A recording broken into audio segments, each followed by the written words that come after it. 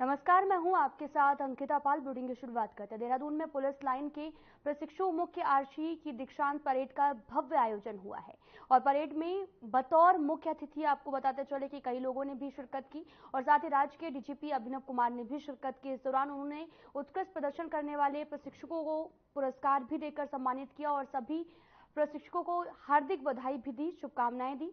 उन्होंने बताया कि 21 अगस्त 2023 को 9 महीने का प्रशिक्षण कार्यक्रम शुरू किया गया था, जिसमें से 231 मुख्य आरक्षी पुलिस दूरसंचार का प्रशिक्षण पूरा हो गया है।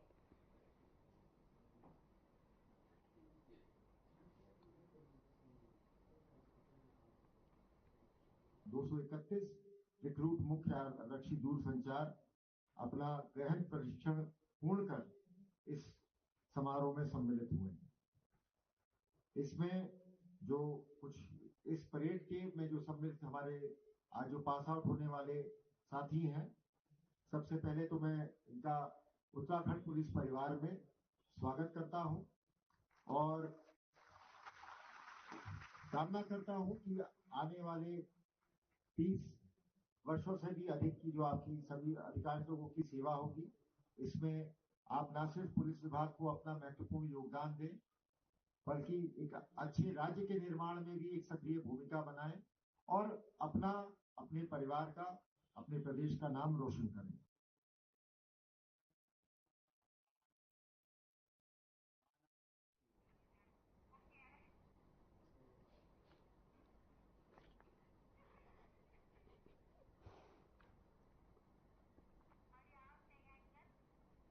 देहरादून से बड़ी खबर आ रही है, जहां पर सीएम धामी ने देश भर में रिकॉर्ड की हैं चुनावी सभाएं। बड़ी खबर इस वक्त की, जहां पर अब तक 70 से भी ज्यादा कर चुके हैं जनसभाएं। सीएम धामी रिकॉर्ड रैली, जनसभा और रोड शो कर चुके हैं। बड़ी खबर इस वक्त की, यूसीसी सख्त नकल विरोधी कानून से बढ़ी लोकप्रियता, दंगा नियंत्रण कानून की वजह से सीएम की बढ़ी लोकप्रियता, बीजेपी केंद्रीय नेतृत्व के खास पसंद हैं सीएम धामी। बड़ी खबर इस वक्त की देहरादून से, जहां पर आपको बताते चले कि लगातार सीएम धामी ने रिकॉर्ड तोड़ चुनावी जनसभाएं की हैं और अब तक 70 से भी ज्यादा जनसभाएं कर चुके हैं। सीएम धामी रिकॉर्ड रैली, जनसभा और रोड शो में भाग लिया है। यूसीसी सख्त नकल विरोधी कानून के तहत में भी दंगा नियंत्रण पर भी कानून बनाया। आपको बताते चले कि बड़ी खबर इस वक्त की देहरादून से, सीएम धामी ने देश भर में रिकॉर्ड चुनावी सभाएं की हैं। 70 से भी ज्यादा जनसभाएं कर चुके हैं, जनसभा और रोड शो कर चुके हैं सीएम धामी। यूसीसी सख्त नकल विरोधी कानून से जो ज्यादा है, काफी लोकप्रियता भी बढ़ी है। बड़ी खबर देहरादून से, जहां पर सीएम धामी ने देश भर में रिकॉर्ड चुनावी सभाएं की हैं। अब तक 70 से भी ज्यादा जनसभाएं कर चुके हैं और रोड शो भी किया है। यूसीसी सख्त नकल विरोधी कानून से काफी ज्यादा लोकप्रियता भी सीएम धामी की बढ़ी है।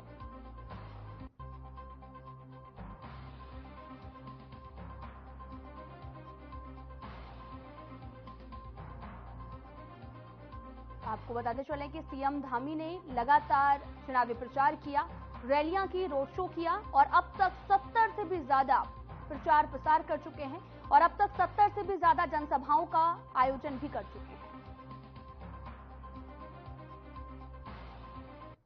देहरादून से बड़ी खबर आ रही है, जहां पर उत्तराखंड में बिजली की रिकॉर्ड की जो मांग है वो बढ़ी है। भीषण गर्मी में बढ़ा बिजली का पारा, 30% से अधिक बढ़ी बिजली की मांग। बिजली की मांग में हो रहा इजाफा, बिजली की मांग 60 मिलियन यूनिट तक पहुंचा है। पिछले साल मई महीने में 46 मिलियन यूनिट की थी मांग। बड़ी खबर इस वक्त की, मई में बिजली की मांग में दिखा रिकॉर्ड इजाफा। भीषण गर्मी में बिजली का जो पारा है वो बढ़ गया है, 30% से अधिक बिजली की मांग बढ़ी है। बिजली की मांग में लगातार इजाफा हो रहा है। बिजली की मांग 60 मिलियन यूनिट तक पहुंची है। बड़ी खबर इस वक्त की, उत्तराखंड में बिजली की रिकॉर्ड मांग बढ़ रही है और भीषण गर्मी से बिजली का पारा लगातार बढ़ता जा रहा। 30% से अधिक बिजली की मांग बढ़ी। बिजली की मांग में लगातार इजाफा भी हो रहा है। बिजली की मांग 60 मिलियन यूनिट तक बढ़ी है। आपको बताते चलें कि लगातार गर्मी का सितम जारी है, जिसको लेकर लगातार 30% बिजली की मांग बढ़ी है।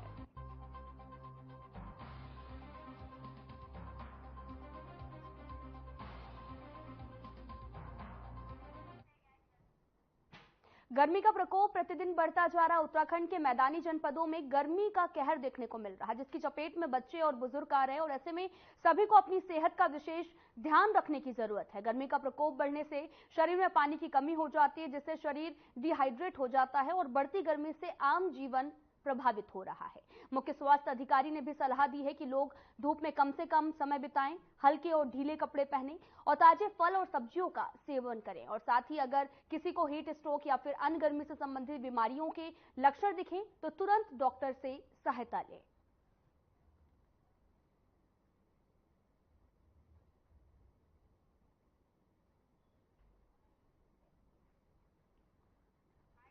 देखिए, गर्मी से जो एक कॉमन सी जो है, इस समय गर्मी बहुत अपने चरम पे है। बारिश की भी संभावना भी ऐसा लग रहा है कि 8-10 दिन तक तो कोई संभावना है, सच है नहीं।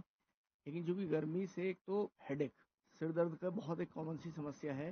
जो आदमी अगर ज़्यादा गर्म उसमें रहेगा तो उसको सिर दर्द और पसीने बहुत आने ही हैं, तो उससे आपका जो बॉडी का जो साल्ट लॉस होता है, तो सबसे ये आपके माध्यम से मेरी ये सुझाव भी रहेगा, एक अनुरोध भी रहेगा, यदि आवश्यक ना हो तभी आप बाहर ना निकलें।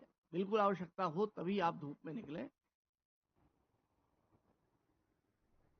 खबर टिहरी से है, जहां पर श्रद्धालुओं से भरी बस बद्रीनाथ से वापस लौटते समय कोडियाला के पास ब्रेक फेल होने से आपको बताते चले कि रोड पर ही पलट गई है, जिसकी सूचना मिलते ही एसआई नीरज चौहान के नेतृत्व में एसडीआरएफ टीम तत्काल मौके से रवाना हुई। बताया ये भी जा रहा है कि बस अनियंत्रित होकर रोड पर ही पलट गई थी, जिसमें तेलंगाना के 28 निवासी सवार थे। वहीं एसडीआरएफ टीम ने मौके पर पहुंचकर त्वरित रेस्क्यू ऑपरेशन चलाते हुए घटना में घायल हुए लोगों को प्राथमिक उपचार भी दिया है और सभी यात्रियों को अन्य वाहनों के द्वारा उनके सामान सहित ऋषिकेश भिजवाया भी गया है।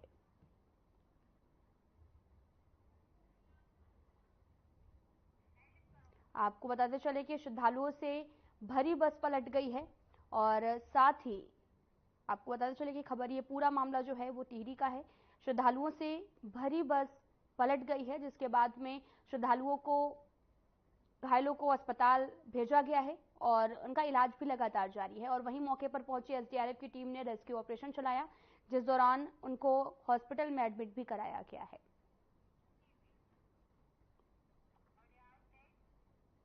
खबर रुद्रप्रयाग से है, जहां पर एक सड़क हादसा हो गया है। जानकारी के मुताबिक फाटा के पास में एक टेम्पो ट्रैवल वाहन खाई में गिर गया। सूचना मिलते ही मौके पर पहुंची एसडीआरएफ और स्थानीय पुलिस ने रेस्क्यू ऑपरेशन शुरू किया।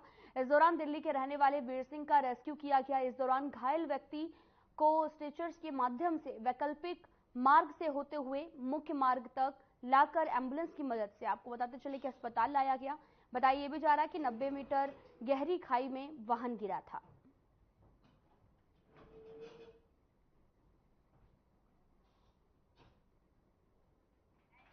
आपको बताते चलें कि पूरा मामला रुद्रप्रयाग का है, जहां पर एक व्यक्ति गंभीर रूप से घायल हो गया है।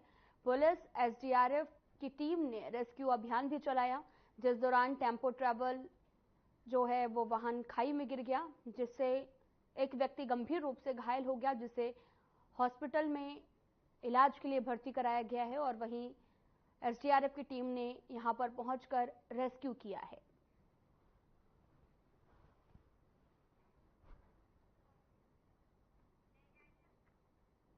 चारधाम यात्रा में भारी संख्या में यात्रियों का आना जाना देखा जा रहा है, जिसे देखते हुए कॉमर्शियल वाहनों परिवहन विभाग द्वारा ग्रीन कार्ड बनवाया जाना अनिवार्य है, ताकि फिटनेस के सभी मानकों में पास किए गए वाहन ही चारधाम यात्रा में इस्तेमाल हों। इस बात को लेकर भी उत्तराखंड के संयुक्त परिवहन आयुक्त सनत कुमार सिंह ने यह भी कहा कि अभी तक कुल 24,750 ग्रीन कार्ड बन चुके हैं, जिनमें से 16,000 से भी अधिक गाड़ियां उत्तराखंड की हैं और लगभग 8500 गाड़ियां उत्तराखंड से बाहर की हैं। साथ ही उन्होंने ये भी कहा कि इस बार चारधाम यात्रा में पिछले साल से 1000 गाड़ियां ज्यादा इस्तेमाल हुई हैं और जिसमें से ग्रीन कार्ड पंजीकरण से अभी तक लगभग 1 करोड़ 31 लाख रुपए का राजस्व आ चुका है।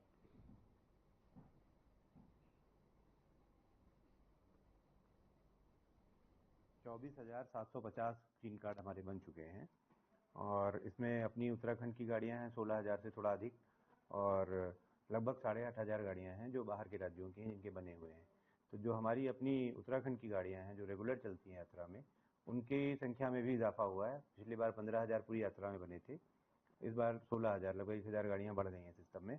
और बाहर से आने वाली तो अभी और बनेंगे, जैसे जैसे ट्रिप यात्रा चलती जाएगी तो और बनते जाएंगे। तो मुझे उम्मीद है कि पिछली बार की तुलना में 5-6 हज़ार ज़्यादा ग्रीन कार्ड बनेंगे। राजस्व इससे अभी तक 1 करोड़ 31 लाख आ चुका है।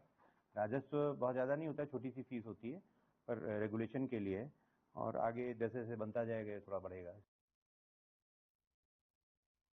चारधाम यात्रा में श्रद्धालुओं की भारी संख्या में बढ़ती भीड़ के कारण समय समय पर सरकार को पंजीकरण को रोकना पड़ रहा है और वहीं यात्रा की शुरुआत होते ही कांग्रेस बीजेपी सरकार पर अव्यवस्था को लेकर प्रश्न भी खड़े कर रही है। कांग्रेस प्रदेश अध्यक्ष करण माहरा का भी कहना है कि चारधाम यात्रा में राज्य सरकार विफल हो गई है, इसलिए केंद्र सरकार की निगरानी में ये यात्रा चल रही है। सरकार को पंजीकरण व्यवस्था को भी सही करने की जरूरत है। चारधाम यात्रा में आए श्रद्धालु अलग अलग प्रदेशों से आते हैं, लेकिन यहाँ के कई श्रद्धालु बिना दर्शन किए जो हैं वो लौट रहे हैं और ये उत्तराखंड के लिए सही बात नहीं है। सरकार सिर्फ बातें बना रही है, धरातल पर काम नहीं दिख रहा है।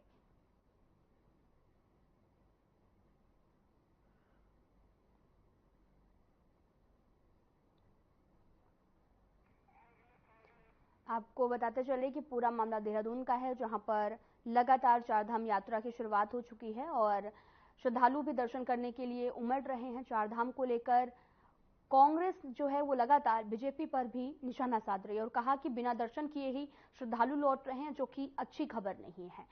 राज्य सरकार ने कोई भी अच्छे से व्यवस्था नहीं की है, जिसको लेकर लगातार श्रद्धालु दर्शन किए ही वापस लौट रहे हैं और जिसका ठीकरा जो है वो बीजेपी पर फोड़ रहे हैं। आपको बताते चले कि लगातार चारधाम यात्रा 10 मई से शुरुआत हो चुकी है और श्रद्धालु चढ़ बढ़कर दर्शन करने के लिए भी पहुंच रहे हैं और इसी कड़ी में आपको बताते चलें कि बिना दर्शन किए भी श्रद्धालुओं की संख्या लगातार बढ़ती जा रही, जिसको लेकर कांग्रेस ने बीजेपी पर निशाना साधा है।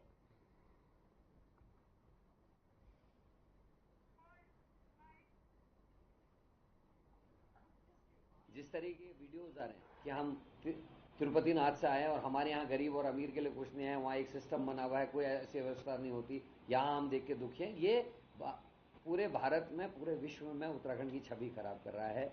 सरकार सोई भी है, सरकार को अंदाजा होना चाहिए था किस चीज का इंतजाम करना है। और एक बार रजिस्ट्रेशन को आप प्रॉपर करिए ना, क्यों नहीं करा रहे? आपका 7 महीने पहले या 8 महीने पहले रजिस्ट्रेशन स्टार्ट हो जाना चाहिए और जो रजिस्ट्रेशन है उसके आधार पर ही कार्रवाई अगर होगी तो आने वाले 2-3 साल में ये चीजें व्यवस्थित हो जाएंगी। आदमी आएगा ही क्यों जब पता होगा कि बिना रजिस्ट्रेशन के जाने नहीं दे रहे हैं। लेकिन आपने ऐसा कुछ नहीं किया, आप 1 महीने पहले खोलते हैं, रजिस्ट्रेशन के पहले दिन आपके यहाँ लाठीचार्ज हो गया, तो निश्चित ही गंभीर है और ये उत्तराखंड की छवि खराब करने वाला है।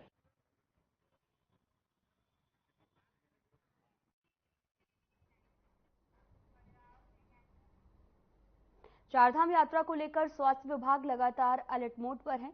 यात्रियों के स्वास्थ्य को प्राथमिकता पर रखते हुए लगातार उनकी स्क्रीनिंग भी की जा रही है। इस बात को लेकर उत्तराखंड की DG health doctor Vinita Shah ने भी कहा कि हमारी कोशिश है कि यात्रा पर जाने से पहले अधिक से अधिक यात्रियों की स्क्रीनिंग कर सकेंगे। साथ ही उन्होंने ये भी कहा कि अभी तक लगभग 1,87,000 लोगों की स्क्रीनिंग हो चुकी है, जिसमें लगभग 5,461 लोगों के स्वास्थ्य में दिक्कत पाई गई है।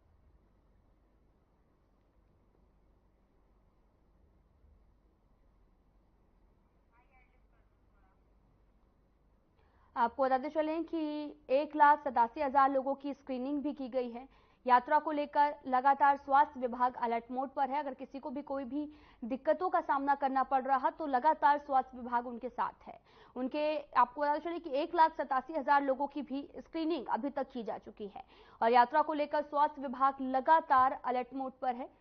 आपको बताते चलें कि यात्रियों की लगातार स्क्रीनिंग भी की जा रही ताकि किसी तरीके की कोई भी दिक्कत किसी भी श्रद्धालु को ना हो और अभी तक 1,87,000 के पार लोगों की स्क्रीनिंग भी की जा चुकी है।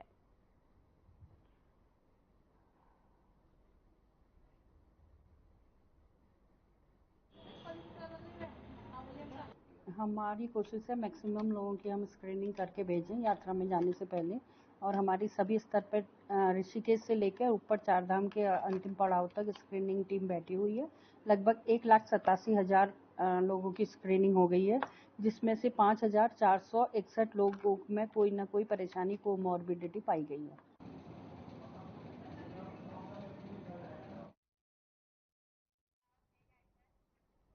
हाल ही में शहर के नामी बिल्डर सत्येंद्र सिंह ने कारोबार में पार्टनरशिप के विवाद के चलते 8वीं मंजिल से कूदकर आत्महत्या कर ली थी, जिसके बाद उनकी जेब से मिले सुसाइड नोट और उनके बेटे के बयान के आधार पर पुलिस ने नामी बिजनेसमैन अजय और अनिल गुप्ता को गिरफ्तार किया है। अब उन्हें 14 दिन की न्यायिक हिरासत के लिए भेज भी दिया गया है, लेकिन इसी बीच अब ये मुद्दा सियासी मोड़ भी लेने लगा है। कांग्रेस इस मामले को लेकर शासन प्रशासन को भी घेरती नजर आ रही है। वहीं कांग्रेस प्रदेश अध्यक्ष करण महारा का भी कहना है कि सरकार बेशरम, नाकारी और भ्रष्ट भी है। उन्होंने यह भी कहा कि अंकिता भंडारी मर्डर केस पर क्या हुआ। महिला अपराध में हम 9 हिमालय राज्यों में पहले नंबर पर है। विपिन रावत का भी ये मामला हो या फिर मंत्री की आवाज के सामने महिला की बॉडी मिलना, हमारे प्रदेश में यूपी की पुलिस गोलीबारी करके चली जाती है।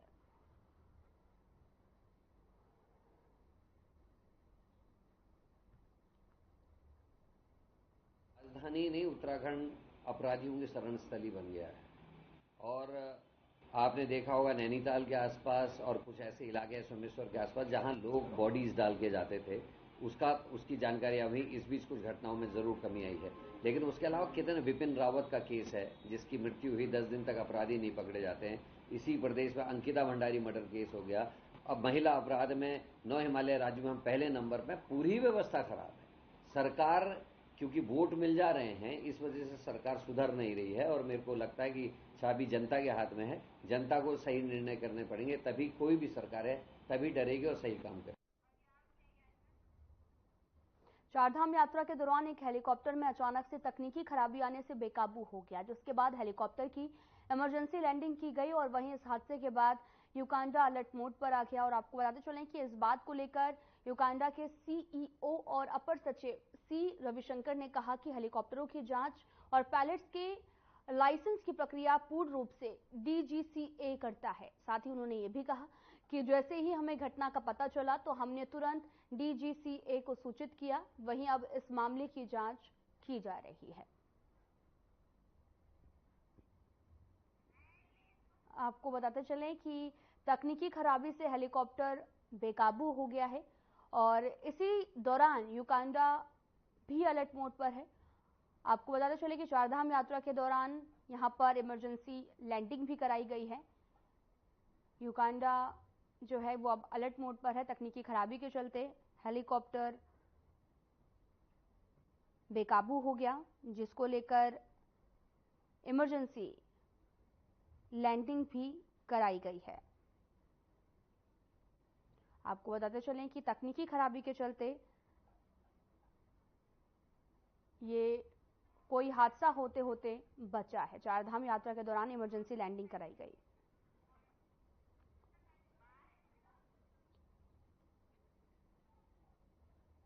जो है टेक्निकली मशीन की जो जांच है और पायलट्स का जो लाइसेंसिंग का प्रक्रिया है प्योरली डीजीसीए करता है। युकाडा जो है केवल जो यहाँ कौन सा ऑपरेटर फ्लाई करेगा उसका टेंडर आदि का कार्रवाई करा करके वो रेगुलेट करते हैं। अदरवाइज मशीन का जो टेक्निकल विषय है और पायलट्स का जो क्वालिफिकेशंस या लाइसेंसिंग का विषय है प्योरली डीजीसीए का है।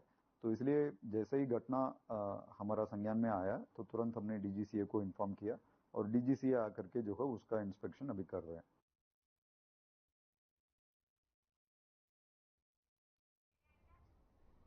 मुख्य सचिव राधा रतूड़ी ऋषिकेश पहुंची, जहां ऋषिकेश यात्रा पंजीकरण कार्यालय परिसर में निरीक्षण कर अधिकारियों के साथ बैठक की गई। चारधाम यात्रा व्यवस्था को लेकर इस बैठक का आयोजन किया गया। राधा रतूड़ी और गढ़वाल कमिश्नर के साथ अन्य अधिकारी भी बैठक में मौजूद थे।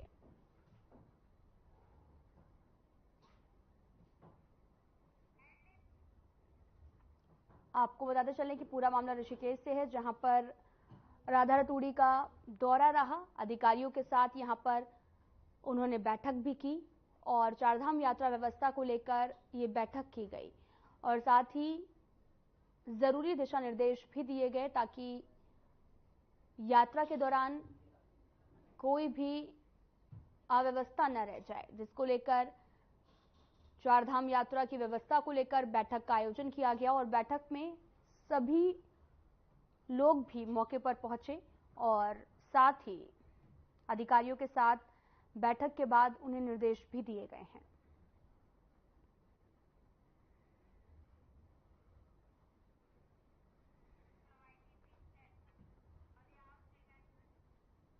काशीपुर पुलिस ने 12 घंटे में ही जनरेटर चोरी का खुलासा कर एक व्यक्ति को गिरफ्तार करने में सफलता हासिल की है।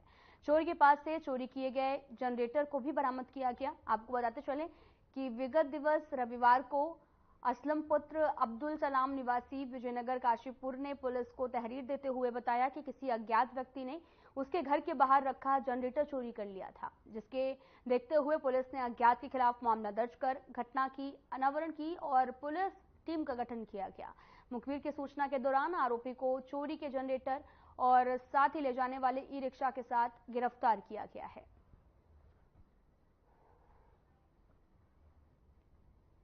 तारीख को हमें एक तहरीरी सूचना मिली थी कि किसी के घर के बाहर से एक जनरेटर पूरा गायब हो गया है, चोरी कर लिया गया है। तो इसमें पूरी फुटेजेस खंगाली गई। चौकी इंचार्ज जो है ये विपुल, इनके द्वारा बहुत अच्छा काम किया गया। इन्होंने बहुत सारी फुटेजेस सीसीटीवी का देखा, अवलोकन किया। उसके बाद इन्हें पता चला कि एक लड़का है इरफान, जो मुरादाबाद का रहने वाला है। इसने ये बेसिकली जनरेटर जो है चोरी किया था। तो ये मात्र 12 घंटे में हमने इस चीज़ का खुलासा किया। जो हमारा चोरी के टाइम पे प्रयुक्त था जो ई रिक्शा, उसको भी हमने रिकवर किया है और जनरेटर भी रिकवर कर लिया। अल्मोड़ा के बिनसर वन्य जीव विहार में आपको बताते चले कि एक बार फिर से बाघ दिखा है। बिनसर महादेव मंदिर से करीब 2 किलोमीटर पहले बाघ दिखाई दिया। रिजॉर्ट में काम करने वाले एक कर्मचारी ने बाघ की चहलकदमी का वीडियो अपने कैमरे में भी कैद कर लिया। वहीं सेंचुरी में बाघ की एंट्री से वन महकमा अलर्ट हो गया। आपको बताते चले कि वहीं डीएफओ ध्रुव सिंह मार्तोलिया ने भी बताया कि बाघ की मूवमेंट कैद करने के लिए 8 कैमरा ट्रैप लगाए गए और साथ ही सेंचुरी के अंतर्गत आने वाले गांवों में भी अलर्ट जारी किया गया। आपको बताते चले कि इससे पहले भी बीते साल दिसंबर महीने में भी बिनसर में बाघ दिखाई दिया था। वहीं बाघ दिखाई देने के बाद सेंचुरी के अंतर्गत रहने वाले ग्रामीणों में दहशत का माहौल देखने को मिल रहा है।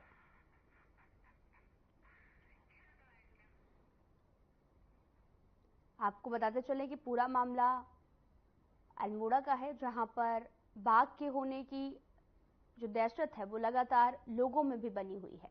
वन महकमा भी अलर्ट मोड पर है।